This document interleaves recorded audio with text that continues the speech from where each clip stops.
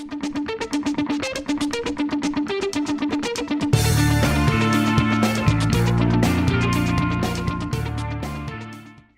and welcome to Digital Stratosphere, the podcast that provides independent and technology agnostic advice to help organizations through their digital transformation journeys.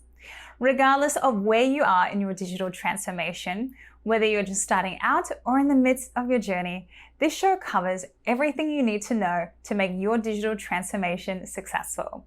My name is Sarah Dokovic and I'm your host. Thank you so much for joining us today. It is common knowledge that digital transformations commonly fail. This can be due to a variety of reasons, many of which can range from issues related to people resisting change, lack of executive buy-in, operational misalignment, and a host of other issues. Most of these challenges and failure points don't just happen overnight. They accumulate and percolate under the surface over time, and by the time most organizations feel the pain of those risks, it's usually too late to fix them. This is where a quality assurance framework can help identify and mitigate risks early on, a sort of early warning indicator of trouble. Joining me for today's discussion is Eric Kimberling, the CEO and founder of Third Stage Consulting Group, which is an independent and technology agnostic digital transformation consulting firm. Eric and his company have worked with some of the world's leading organizations in their transformation journeys and technology implementations. Eric, thank you so much for joining us today. Hi, Sarah. Thanks for having me.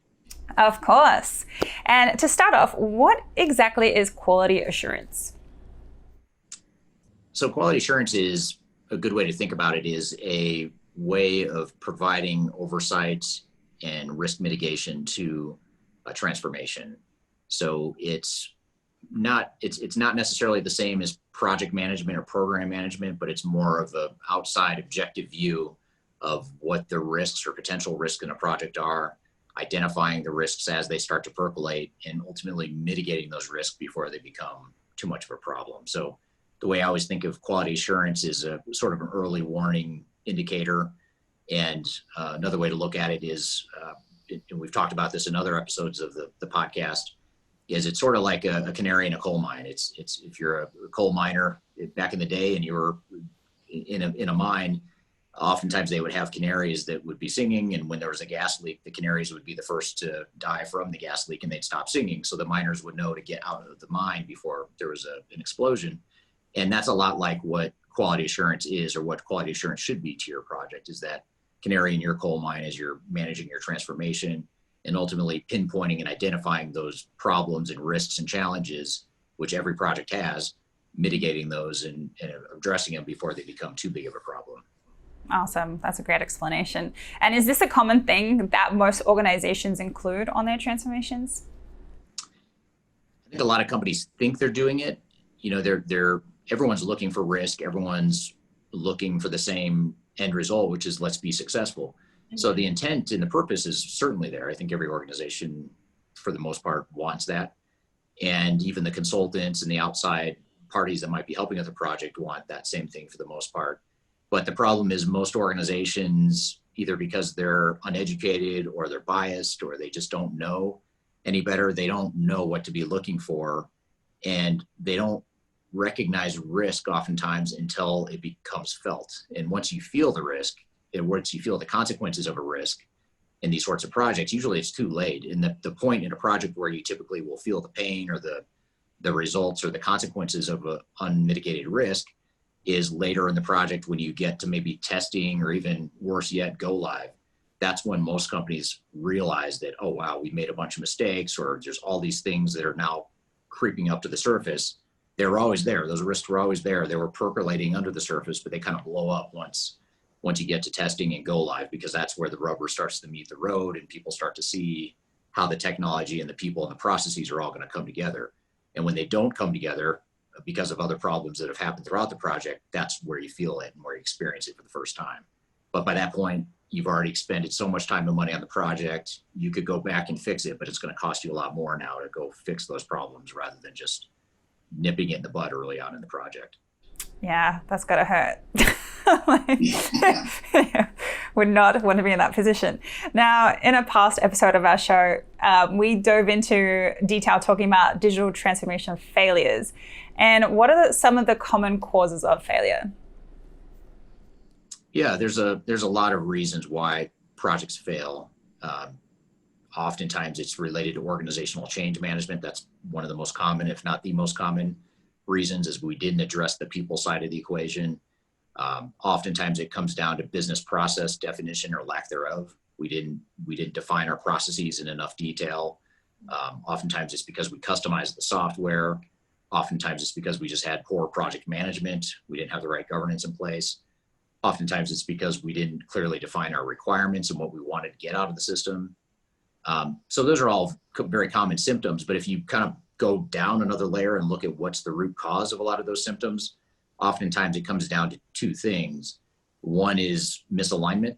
So we aren't aligned as a team on what we're trying to accomplish and what direction we're going. And if we're not rowing in the same direction and we're rowing in different directions, you can kind of see how that's going to create a lot of friction and inefficiency and wasted time and money. And the other root cause that leads to a lot of those symptoms I mentioned is lack of realistic expectations. So when companies start off with unrealistic expectations, they end up creating a implementation plan and a budget that kind of boxes them in. And it's an unrealistic box to be in. And it was never reality to begin with, but you end up trying to manage the whole project in this realm of misaligned reality.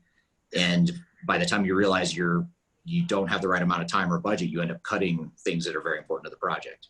So that's a key reason why change management, for example, ends up getting cut from so many budgets, is because we thought it was going to take 18 months, but that was never realistic. We were more of a 3-year type of implementation all along. So that's the challenge you see there, is you start cutting corners and you start cutting the things that are going to make you successful, but you do it in the interest of saving time and money because you had unrealistic expectations. And taking that one step further, part of the reason there are so many unrealistic expectations in this industry is because you have so many biases with software vendors and system integrators, even industry analysts that are paid by the software vendors. They're all perpetuating these messages of ease and simplicity and silver bullets, one size fits all answers. And it creates this perception of transformation being easier than it really is. And so we've got to take all that with a grain of salt and define reality, and not hypothetical perfect scenarios that never happen. Yeah, it's almost like you always have to just be prepared for anything at that point and learn to be very flexible in the process, which I think some people find a little challenging to do for themselves as well. And then how can organizations use quality assurance to avoid these sorts of failures? Well, it's something that starts early in a process. When you're first planning for your project, typically that's when we'll first do a quality assessment review, and we'll start to establish project controls and risk mitigation detection mechanisms. So it starts early on, but generally it's through a series of checkpoints in the project. A lot of times companies will ask us to have certain phase gate reviews where we'll do more of a formal deep dive to identify all the challenges and risks, all the things that are going well, and sort of a remediation correction plan just to keep things on track. Mm-hmm. And then the second thing, which could be in combination with the stage gate review, or sometimes clients will have us do this instead, which is more of a steady involvement and a steady constant assessing of where we're at and identifying risks and really making sure that we capture those along the way. So those are two of the, generally speaking, the ways that we structure those types of engagements with our clients in terms of getting quality assurance or incorporating quality assurance into an overall program. Okay, awesome. That's good to know. And when you're doing these quality assurance programs for your clients, what are some of the lessons learned in that process? Well, the lessons are that there's a lot of different risks that pop up during a project. Mm-hmm. And when I was a kid, I know I'm a lot older than you, Sarah, but when I was a kid, there was a video. There was a game, and maybe it was around when you were a kid, maybe it's still around, I don't know, but there's a whack-a-mole. Did you ever play that game? Yeah, where whack-a-mole. the moles pop ups and you have to pop the mole and then another one pops up? That's kind of like how risk mitigation is and how quality assurance is as soon as you tackle certain risks and you've mitigated them, suddenly other ones pop up, and we've got to figure out ways to mitigate those. So that's probably the biggest one, is that the diversity and variety and frequency of risks is very unpredictable in many ways, other than the only predictable part is that it's common, or that the risks are common. So that's one of the main lessons. But the other big lesson is that most of the risks, I would say, 70 or 80% or so, are unrelated to the technology being deployed. So in other words, it's things like our change management issues, or we didn't have a proper user acceptance testing. We didn't have the right project governance in place. We didn't define our business processes perfectly enough or well enough. So a lot of non-technology related things are some of the more common things that pop up during these sorts of assessments. Okay. Yeah, it sounds like it's a bit of a complex topic there as well. And I can see why something like quality assurance would be important to a transformation. And when we come back, we're going to take a quick break. But when we do come back, I'm going to ask Eric more about quality assurance and how to apply it to your organization. We'll be right back with more of the Digital Stratosphere podcast.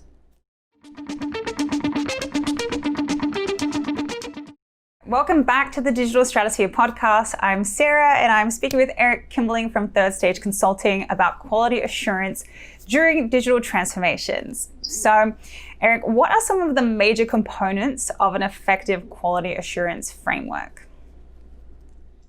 So we have a framework we use, and there's 13 different lenses that we analyze a project throughout the project. And without going through all 13 of them, I can kind of maybe categorize some of the major buckets.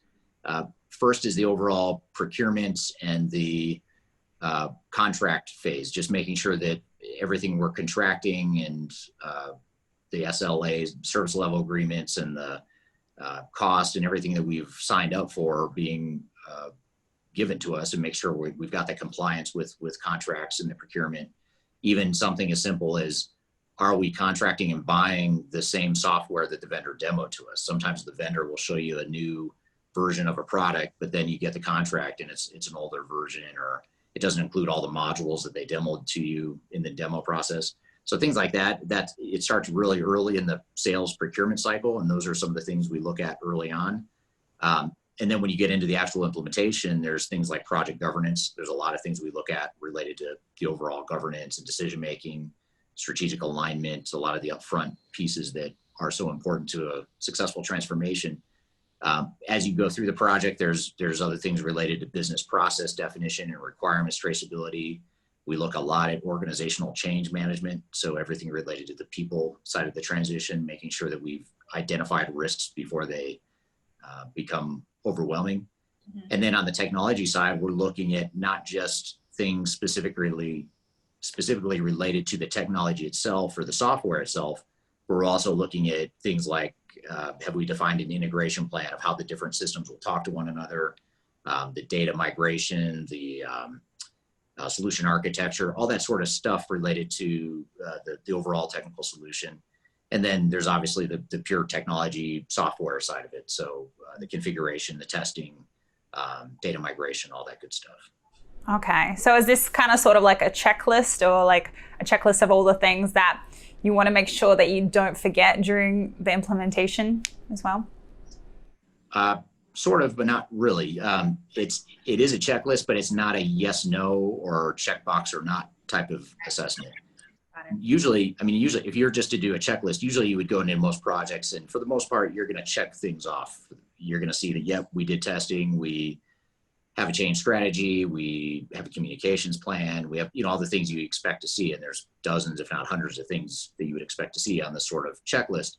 But the problem with checklists and its applicability to these sorts of transformations is that the question or the problem usually isn't with not doing things, it's with not doing things well, or not doing things the way you should be doing them. So, for example, we've had situations with clients where you would look on paper and say, okay, they've got 3 rounds of user acceptance testing, which on paper, that's pretty reasonable. You've got user acceptance testing. You usually want to go through a few rounds of that, a few iterations, so that you can capture, remediate, retest, and make sure that you've worked through all the kinks.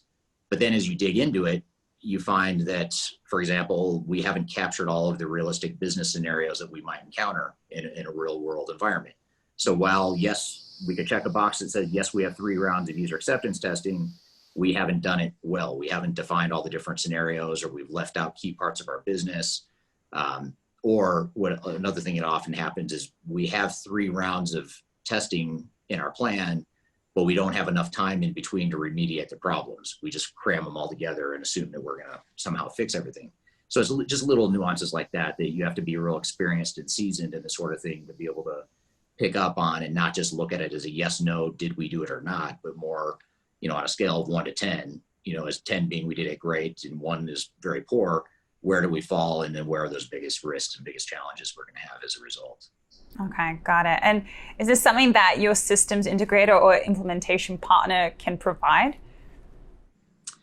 They can. I would suggest that you don't want them to, primarily not because they aren't capable necessarily, but it's more because they have their own biases. Their bias is going to be toward their methodology and the way they are used to doing business. But the system integrators and the large consulting firms and vendors and everyone in the industry are the same people that have been perpetuating all these failures over the years. So we don't want to just keep repeating the same thing we've done in the past. We need to look at things with a fresh perspective. So that's one thing, is a sort of a bias and lack of knowledge on how to do things highly effectively. That's not the same party you want to do the quality assurance. But probably the even bigger reason why you wouldn't want your system integrator to do the quality assurance is because it's a lot like the fox guarding the hen house. You've got the big consulting team that's making all this money on this project.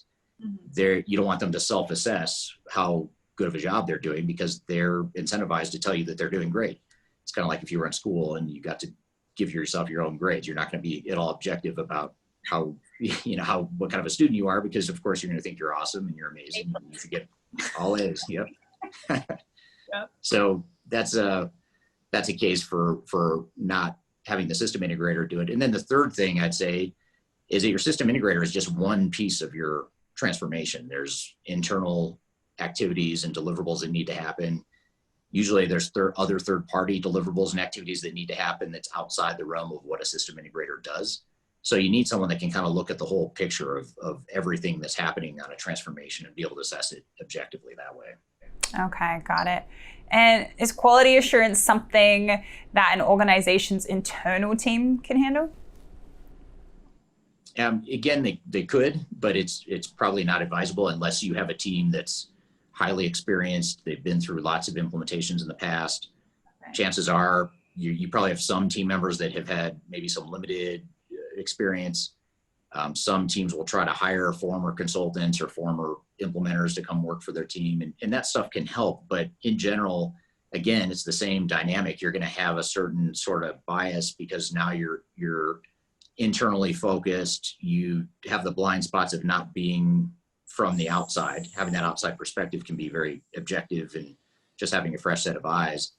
And that experience level generally internally is not as great and not as robust as you'd want to see for someone coming in to identify risk and fix the problems quickly. Okay, good to know. And you mentioned the fox guarding the hen house. And why don't systems integrators just be more honest about the implementations and the risks? Why do you think that? Well, the main thing, the big driver, I'd say the biggest driver, and I used to work at one of these firms, by the way, so in some ways it's, I know from past experience because that's where I started my career. But I remember being at the large consulting firm I used to work at, we had a lot to lose by losing the client's confidence in us. And when we were involved in these big implementations, we'd have, in some projects, anywhere up to 70 or 80 full-time consultants on a project. And so the run rate, the revenue that our company was generating from any given project was easily, in the millions, sometimes tens of millions of dollars a year. And so there's a lot of money at stake. And when you've got that kind of money at stake, you're going to find a way to spin a positive spin on things. And you're not necessarily incentivized to be completely forthcoming. Not that you're necessarily even lying. It's just that you aren't going to be super excited about telling the client all the things you just screwed up right after you've just billed them millions of dollars. So there's that human economic dynamic that, can trap even the best of us. I remember thinking it was kind of strange when I worked there, but it was kind of like, that's just the way it was at the company. And it was ultimately a big part of why I left that company, by the way. But while I was there for those 2 years, I just remember being fascinated at how much time and effort we would spend on how we message certain problems to the client. And we were very careful, rather than just coming forward and saying, hey, here's a problem, we need to solve it. We sort of spin it in terms of, yeah, this is a challenge, but we've got the answers, don't worry, everything's fine. And you're sort of telling the client, but you're also sort of saying, no, don't worry about it, it's fine. So we used to spend a lot of time getting that messaging right. And so I guess, long story short, it really comes down to money and human behavior. I'd say those are the two reasons why they do that. That's so sad. But yeah, I know. And it's just like, but sometimes, like you said, you are in a place where that's kind of their process, and it's either you get to choose if you want to be a part of that or if you have a bit more integrity. So yeah, that's really, but yeah. But thank you so much for all of this kind of just breakdown on all of this quality assurance and how it works and things like that. And I wanted to know where our listeners, if they want to learn more about everything, what are some of the resources that you might suggest for them as they evaluate their potential digital transformation options? Sure. So subscribing to this podcast is one way to get weekly updates to every time we put out new episodes every week. The other thing is to check out our website at thirdstage-consulting.com. We have tons of white papers, blogs, videos, all that kind of stuff that's meant to help companies through their digital transformation journeys. And then finally, we have a really robust YouTube channel, or actually 2 different YouTube channels. One you can find by just searching Third Stage Consulting on YouTube, or you can search for my name individually, which is Eric Kimberling.